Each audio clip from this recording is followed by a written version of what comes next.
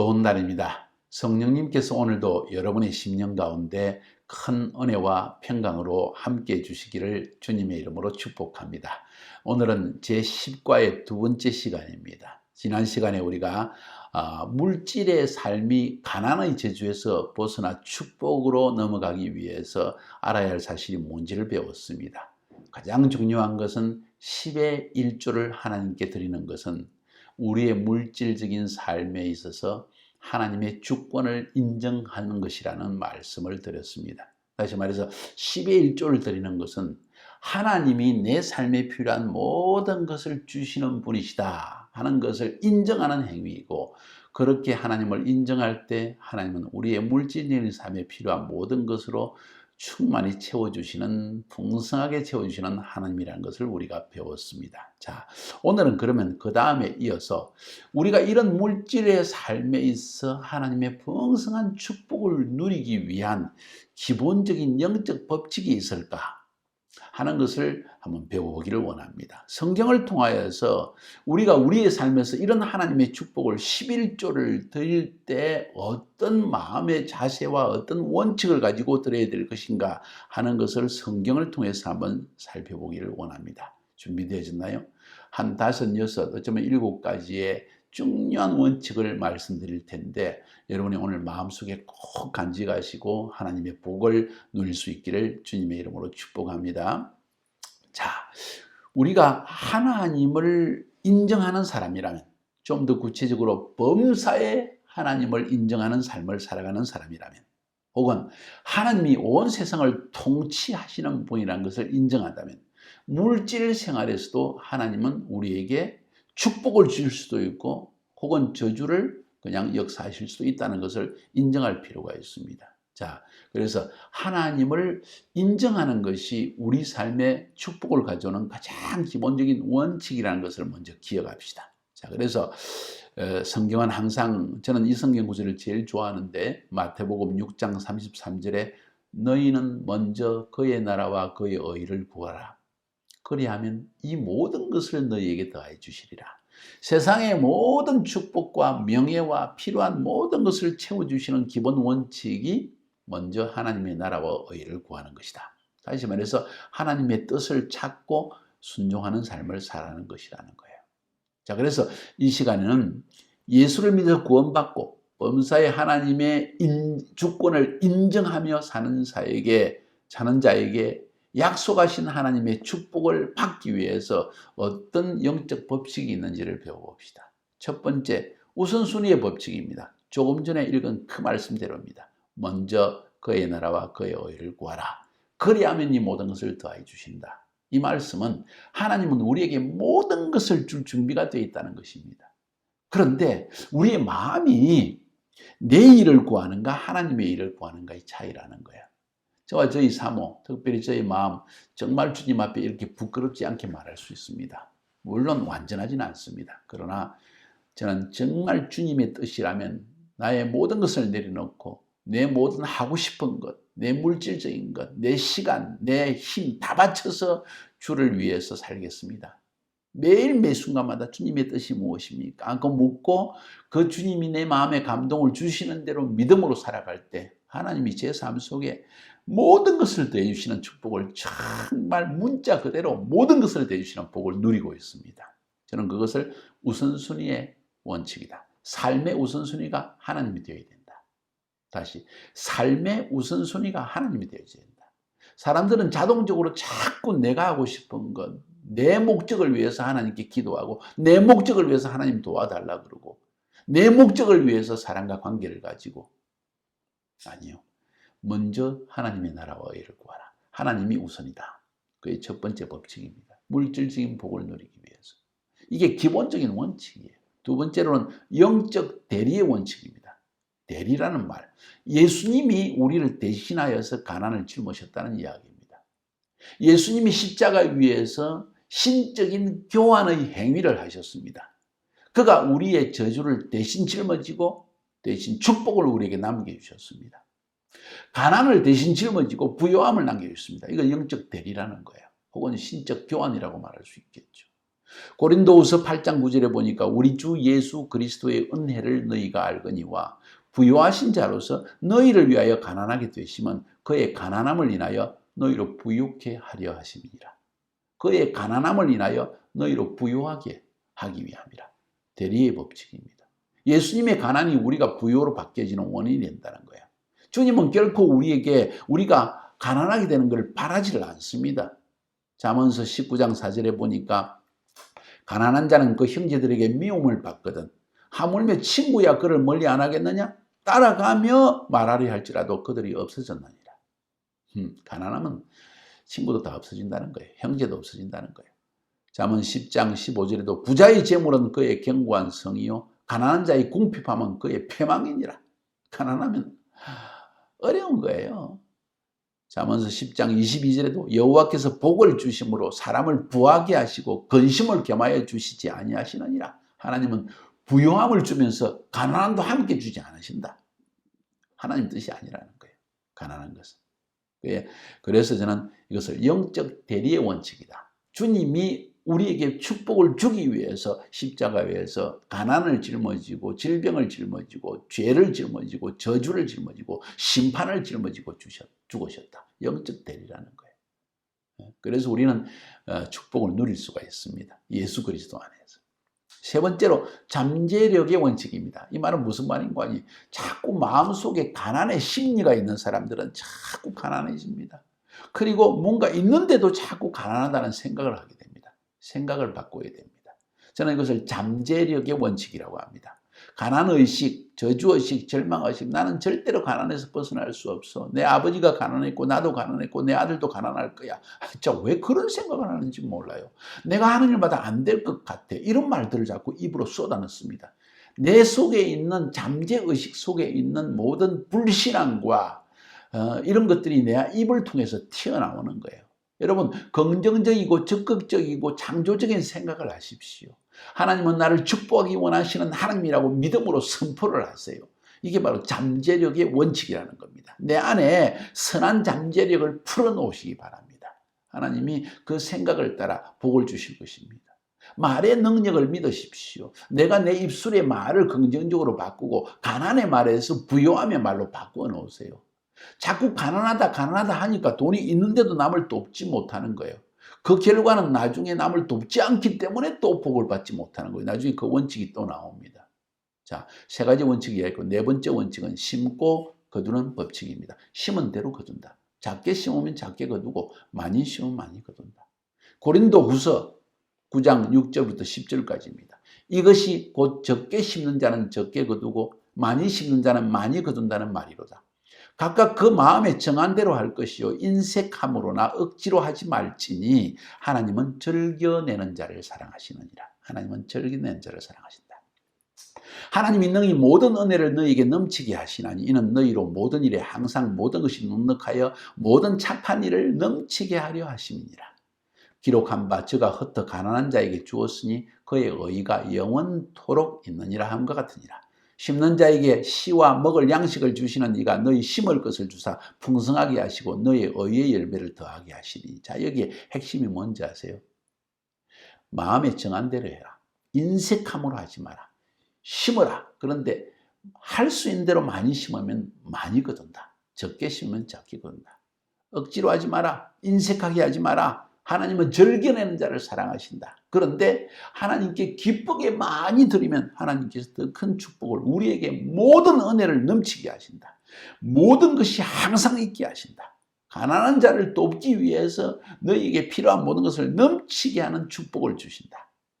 그리고 이런 가난한 자를 돕는 이 의로운 행위는 영원한 상급을 너희에게 안겨줄 것이다. 그러니까 이 땅에서만 하나님이 갚아주는 게 아니라 영원한 상급으로도 갚아주신다. 이게 바로 심고 거두는 법칙이다. 내가 심은 대로 거둔다. 이것이 곧 적게 심는 자는 적게 거두고 많이 심는 자는 많이 거둔다. 그런데 인색함으로 하지 마라. 자유함으로, 기쁨으로, 즐거움으로 행하라.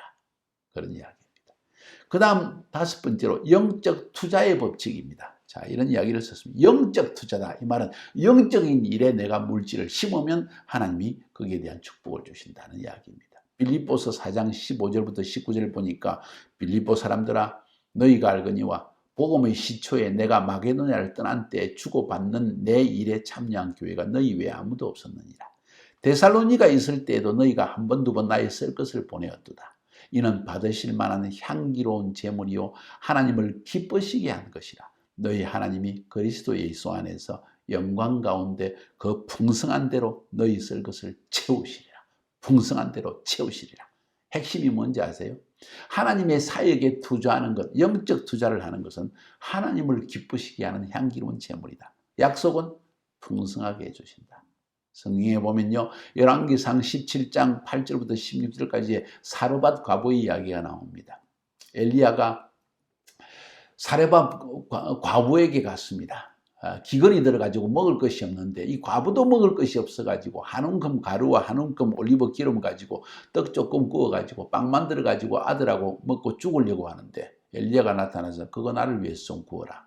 야, 뭐 사역자가 이런 사역자가 다 있어요. 자기 있는 건 나눠줄 줄 알아야지. 어떻게 남의 성도들을 빼앗나요? 이런 생각 들 수 있겠죠. 그런데 정반대입니다. 하나님은 사르밧 과부의 집을 축복하기 위해서, 그 집을 축복하기 위해서 엘리야에게 그 마음을 주신 거예요.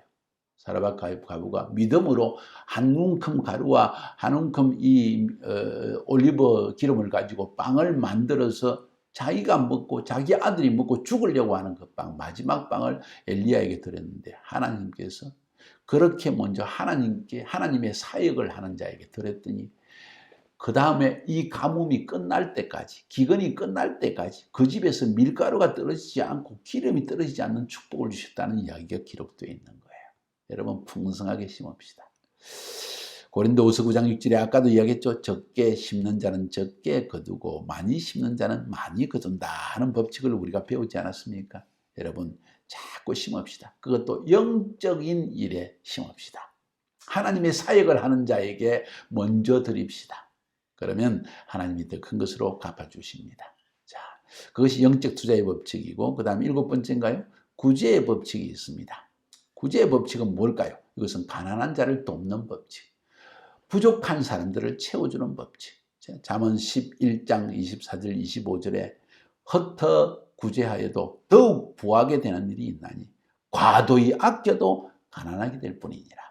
구제를 좋아하는 자는 풍족하여질 것이요 남을 윤택하게 하는 자는 윤택하여지리라. 할렐루야. 어려운 자를 돕는 자를 하나님은 절대로 가난하게 안 하신다. 오히려 더 축복을 주셔서 가난한 자를 돕게 해주신다. 앞에서도 그 말씀을 했죠. 고린도후서 9장 6절 10절에도 보니까 하나님이 너희 모든 은혜를 너희에게 넘치게 하시나니 이는 너희로 모든 일에 항상 모든 것이 능력하여 모든 착한 일을 넘치게 하려 하십니다. 기록한 바 저가 흩어 가난한 자들에게 주었으니 그의 의가 영원토록 있느니라. 다음과 같으니라. 심는 자에게 씨와 먹을 양식을 주시는 이가 너희 심을 것을 주사 풍성하게 하시고 너희 의의 열매를 더하게 하시리니. 할렐루야. 무슨 이야기입니까? 이거 가난하고 어려운 자를 돕는 자가 복을 더 많이 받는다는 거예요. 주는 자가 복이 있다. 누가복음 6장 38절에도 제가 좋아하는 구절인데 주라 그리하면 너희에게 줄 것이니 곧 후히되어 누르고 흔들어 넘치도록 하여 너희에게 안게 후히 누르고 흔들어 넘치도록 너희에게 안겨줄 것이다. 너희의 헤아리는 그 헤아림으로 너희도 헤아림을 도로 받을 것이니라. 자, 우리가 가난한 자를 헤아리고 그들을 돌보주고 그들에게 먹을 것을 주고 어려울 때 찾아가지고 밀가루 1kg를 갖다 주고 설탕 1kg를 갖다 주는 이것이 우리가 바로 하나님의 복을 누리는 길이라는 거예요. 더 흔들어 넘치도록 하나님은 복을 주신다는 약속을 하고 있습니다. 핵심이 뭡니까? 주는 자가 더 복이 있다. 주는 자에게 더 복을 주신다. 여러분 주는 라이프 스타일을 개발하십시오. 다른 사람에게 베푸는 라이프 스타일. 내가 가장 맛있는 것, 이거 좋은 것, 야, 저 사람도 주고 싶다. 이런 마음 안 생기세요? 저는 그런 마음이 생깁니다. 제가 우리 가정에서 받은 좋은 유산 가운데 한 가지가 뭔가 하니 내한테 좋은 것이 있으면 남들에게 자꾸 주고 싶어요. 저희 아내에게도 똑같은 마음이 있습니다. 저희 아내의 어머님, 저희 장모님에게도 그런 마음이 있고 저의 어머님도 마찬가지로 남들에게 베푸는 걸 그리 좋아하셨네. 우리 외할아버님이 장로님이셨는데 젊은 시절에 브라드 미싱이라고 일제 때 총판을 하시다가 이분이 자기 재산을 다 팔아가지고 그 당시에 지금으로 하면 남원 밑에 운봉이라는 지리산 기슭에 있는 새 지역의 교회를 자기 돈 가지고 지으셨어요. 그리고 평생을 그 교회를 섬기시는데 그 당시에만 해도 장날이 있었잖아요. 시골에 장이 있으면 동네 거지가 100명, 200명, 300명 몰려옵니다. 우리 외할아버지가요. 그 사람들 전부 한 추운 날에도 장이 있으면 가마솥을 끓여놓고 국밥을 만들어요. 국밥을 전부 무료로 나누어 주고요. 그리고 집에 있는 옷들, 이웃 사람들 옷들 걷어가지고 가난한 사람들 다 나눠주고요. 목욕까지 시키고요. 얼마나 힘들었을까 우리 외할머니께서. 그런데 외할아버지는 그 일을 하셨다는 거예요. 주는 축복이 넘쳐. 그래서 저희 심령 속에도 막 주고 싶어요. 사람들이 오해를 할 때도 있습니다. 왜 자꾸 나한테 이런 선물을 주나? 왜? 아니요. 주는 자가 복이 있기 때문에 나를 위해서 그러는 거예요. 여러분 한번 그렇게 해보세요. 굉장히 중요한 법칙입니다. 할렐루야. 그래서 구제를 좋아하는 자는 풍족하여진다. 오늘 본문에 그랬고, 남을 윤택하게 하는 자가 융택하여진다 그랬고, 주는 자에게 하나님이 후히 되어 흔들어 넘치도록 안겨주신다고 약속했고, 중요합니다 여러분. 움켜쥐면 질수록 어렵습니다. 주면 줄수록 더 풍성하게 주십니다. 이게 하나님의 법칙이라는 거예요. 마지막으로 앞에 거와 조금 연관이 있지만 기대의 법칙입니다. 기대의 법칙. 하나님은 나에게 좋은 것을 주시는 분이라는 기대. 그것이 바로 믿음이에요. 사실은. 믿음은 기대입니다. 에베소서 3장 20절 21절에 보니까 우리 가운데서 역사하시는 능력대로 우리의 온갖 구하는 것이나 생각하는 것에 넘치도록 능히 하실 이에게 교회 안에서와 그리스도 예수 안에서 영광이 대대로 영원 무궁하기를 원하노라. 아멘. 뭔 이야기인가요? 하나님은 우리가 생각하고 우리가 말하는 것보다 더 넘치게 축복을 주시는 분이시다. 다시 한번 볼까요? 우리 가운데서 역사하시는 능력대로 우리의 온갖 구하는 것이나 생각하는 것에 넘치도록 능히 하시리. 우리가 구하는 것보다 넘치게, 생각하는 것보다 넘치게. 우리가 사람들에게 주고 베풀 때 가져야 될 생각이 뭐여야 되냐? 넘치도록 하나님이 나를 더 축복할 것이라는 믿음이라는 거예요. 믿음의 마음. 믿고 기대하는 사람이 믿는 것보다 더 큰 축복을, 더 넘치는 축복을 받게 된다. 성경 그걸 이야기하고 있는 거예요. 누가복음 15장에 보면 돌아온 탕자 이야기가 나오는데 마지막에 재미있는 이야기가 나옵니다. 두 아들이 있었는데 첫째 아들은 아버지께 충성되게 일을 열심히 하는 아들이고 둘째 아들은 허랑방탕하게 자기 유산 받아가지고 도망가서 타지에서 돈 다 쓰고 나쁜 짓 다 하고 나중에 가난하고 먹을 것이 없으니까 아버지 죄송합니다 하고 돌아왔어요. 그냥 아버지가 그 둘째 아들 돌아온 탕자를 껴안고 네가 돌아왔구나. 가락지 반지를 끼우고 예쁜 옷을 입혀주고 뭐 그냥 소, 양 기름진 걸 잡아가지고 내 아들이 돌아왔다. 이런 줄 알았는데 돌아왔다. 이렇게 잔치를 베푼다는 이야기를 첫째 아들이 일하러 갔다가 돌아와가지고 자기 동생이 그런 돈을 다 아버지 재산의 절반을 탕진하고 왔는데도 아버지가 그러는 모습을 보고 막 화가 나가지고 아버지께 이야기합니다. 아버지, 내가 아버지 집에서 평생 일해도 아버지 염소 새끼 한 마리도 내 친구들하고 나눠 먹으라고 주지 않아놓고 둘째 아들 오니까 이렇게 하십니까? 아버지가 깜짝 놀래가지고 아들아, 내가 가진 거 전부 네 거 아니냐? 염소 새끼 한 마리도 안 주다니 너 소 한 마리라도 지금 잡고 치면 잡아 먹어라. 아니 내가 언제 그렇게 하지 말라고 그랬니? 네 생각이 지금 잘못된 거 아니냐? 생각이 잘못된 거예요. 생각이 잘못된 거예요. 내 아버지는 나에게 염소 새끼 한 마리도 안 주는 한 아버지라는 이 생각이 가득 차 있는 거예요. 이게 문제라는 거예요. 하나님은 여러분의 삶에 풍성한 은혜를 베풀기 원하시는데 하나님이 나에게 빼앗아가는 하나님, 나를 심판해가지고 어쨌든 나를 못되게 하는 하나님, 이렇게 생각하니까 어떻게 복을 받을 수 있겠냐는 거예요. 어떻게 기대감이 생기겠습니까? 이건 믿음의 마음이 아니에요. 사실 이래서 수많은 사람들이 죄책감에 시달릴 뿐만 아니라 내 죄 때문에 나에게 부요함도 올 수 없다는 잘못된 생각을 가지고 있는 것입니다. 예수 믿어야 합니다.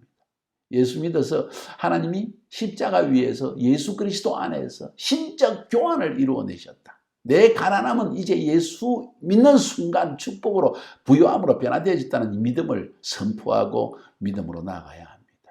여러분의 하나님에 대한 마음은 어떻습니까? 저는요, 하나님은 나에게 너무 좋으신 하나님, 흔들어 넘치도록 복을 주시는 하나님입니다. 여러분은 어떻습니까? 이런 하나님을 여러분도 체험하기를 주님의 이름으로 축복합니다.